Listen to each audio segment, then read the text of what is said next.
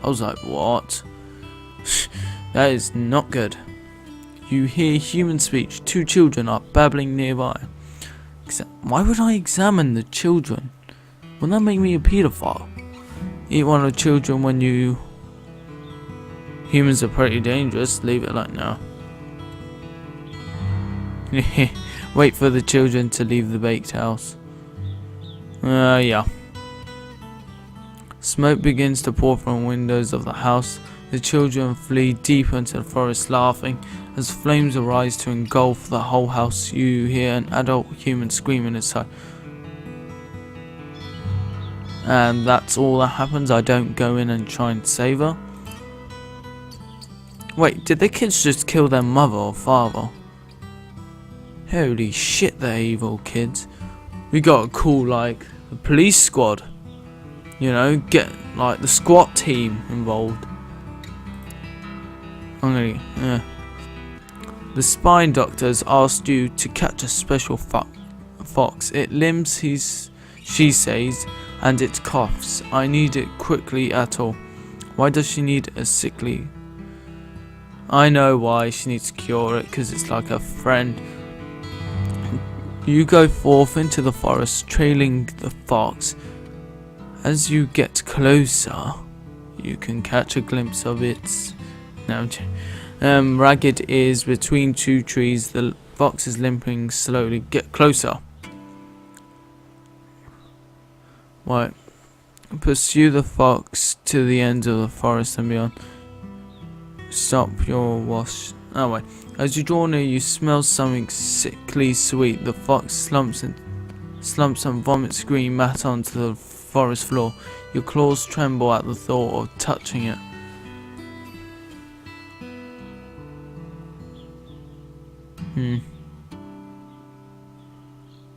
Pursue the ends of the forest and beyond. The fox sickness can't harm a monster. Fox tries to scare you off at the last moment by throwing up again, but you snatched it against your claws. Return to Omen and present the plague fox to the spine doctor. It looks like he's holding a stone, not a fox. So the doctor accepts the fox with delight. She nods. Several patients waiting to see her. You see, friends, this one shows promise. Watch what she does with the fox. The spine doctor squeezes up the fox, forcing it to throw up into a row of rat cages. She says, now I can use the rats to make medicine so we can cure animals we care about. Okay.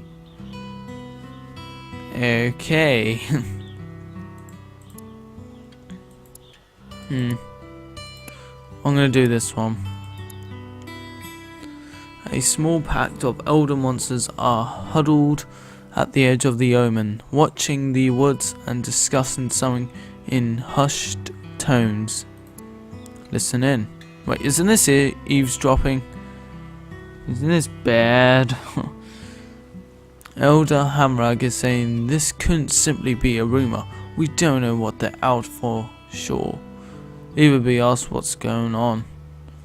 Hamrag says some of the younger monsters have seen others in whale mist. Monsters from no town we know of, thin and cold, without food or shelter. Suggest everyone be on guard. Offer to host any homeless monster in your hovel. I don't know. Promise you'll remember the warning. The elders are impressed by your unusual offer. They look at each other and then shift their conversation in the same direction. If the strange monster comes into Omen now, they won't be met with violence. Okay. Isn't it like 0 days left? You're growing old, my friend. Your body is very soft and you drip slime everywhere you go. It's getting hard to leave your hovel. Stay inside and think. Go see the spine doctor and break your fate.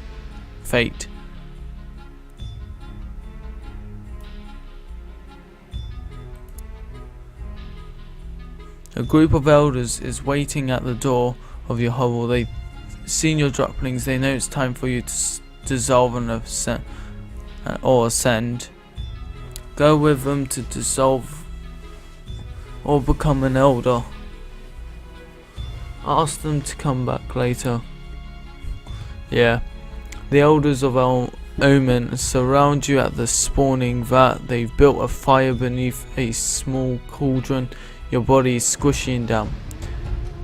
Be tested trying to send these elders dissolve. Become one of the spawning vat. Trying to send to. Yeah.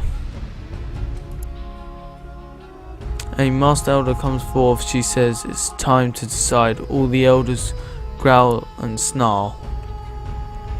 The masked elder claws herself.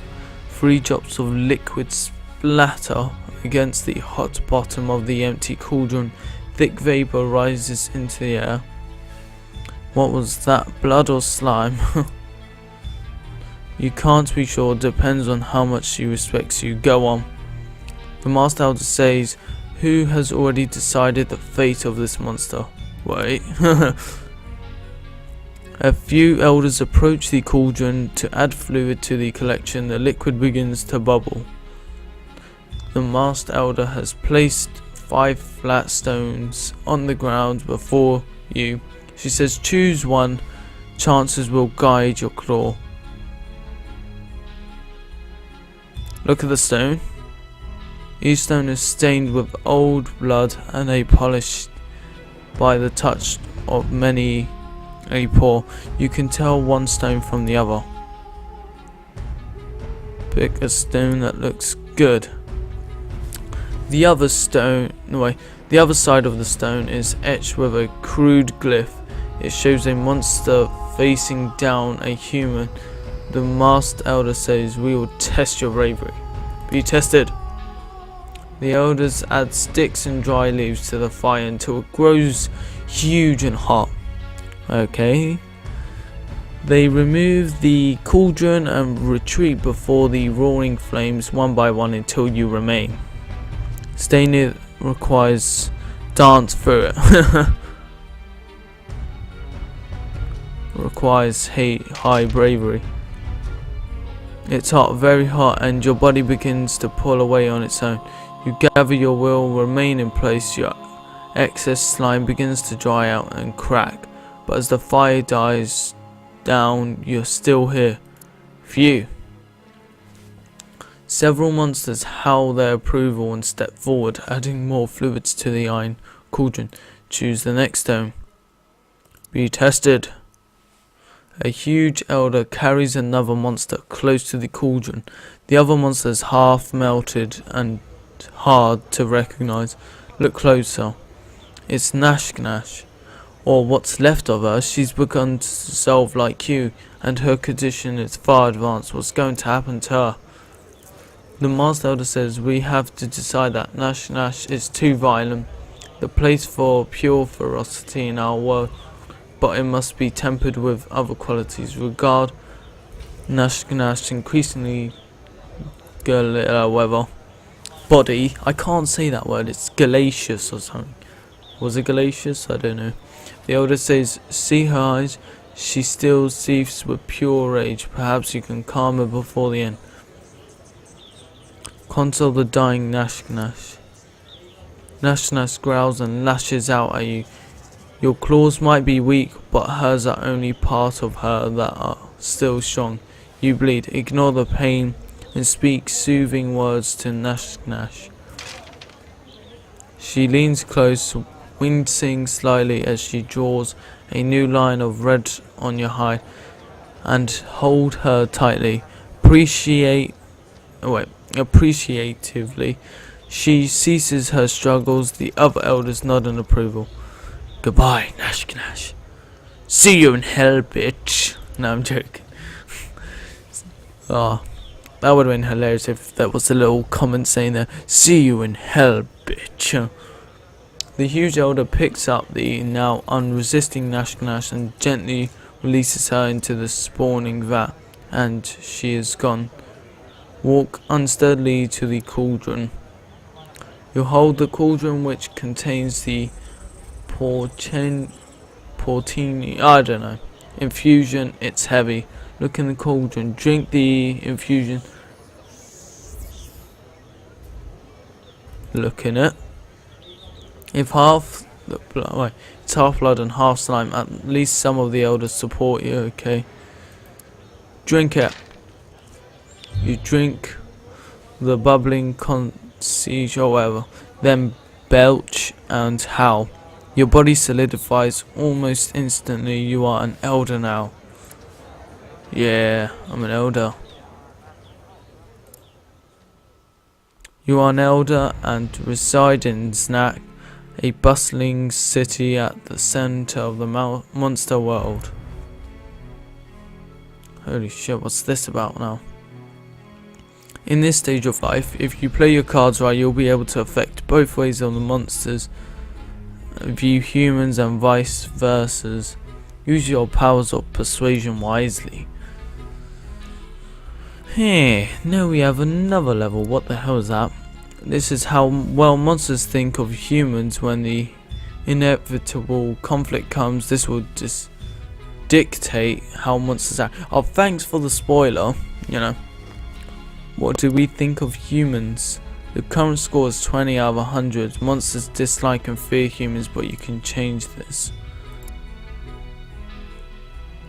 That one. You're splashing through a rain of gutters when you spy a human on the steps below. She snuffles and sobs into a tissue. A crumpled letter lies beside her. Help the human. You slide down a gutter and she squats beside the human. She still squeaks, then holds very still when you don't attack her. Okay. Finally she says, you want to know why I'm crying? My parents say I must marry Ernest, but I do not love him. I just wish he'd go away. Help her, no matter how dangerous they may be, requires bravery. Offer to harmlessly scare him away requires ferocity and devout. Oh no! Help her, no matter. I have a lot. How much no, yeah, that one. She blinks away her tears and starts to laugh, then sees that you're serious. She takes your claw in her hand and you go inside, where two older humans interrupt the dinner to scream and jump away from.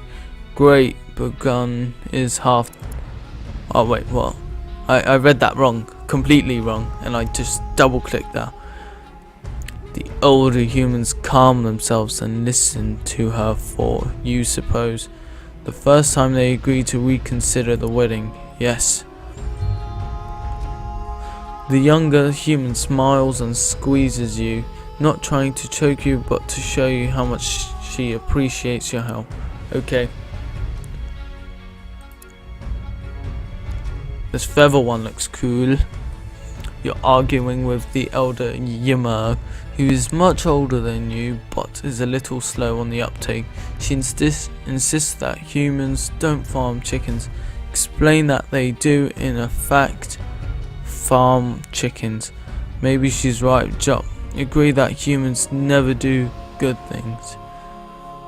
Explain that they do in effect farm chickens. You go on about how plump and delicious the chickens become under human protection and how many eggs they produced in wooden nest boxes.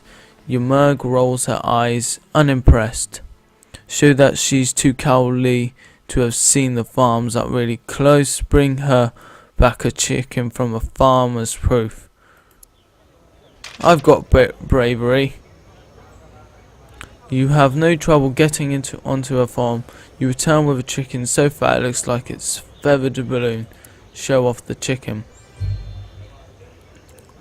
Impressed, Ymir accepts the chicken and takes a bite. Another elder says maybe humans do have some redeeming qualities. I have a lot of redeeming qualities. A lot. That house one. Blistries proposes a new plan to keep an eye on the humans. What is it? will take over an abandoned house in Carmen, keep someone in there at all times, and take extensive notes on everything they do. Interesting idea. Several other elders seem to like the idea very much. They argue about where to establish the spy house, though Carmen has many empty buildings. Which shall we use? Ruin everything. Suggest somewhere humans will look bad. Suggest a place that will encourage understanding. Fools that we need many eyes in many buildings. Come on, work.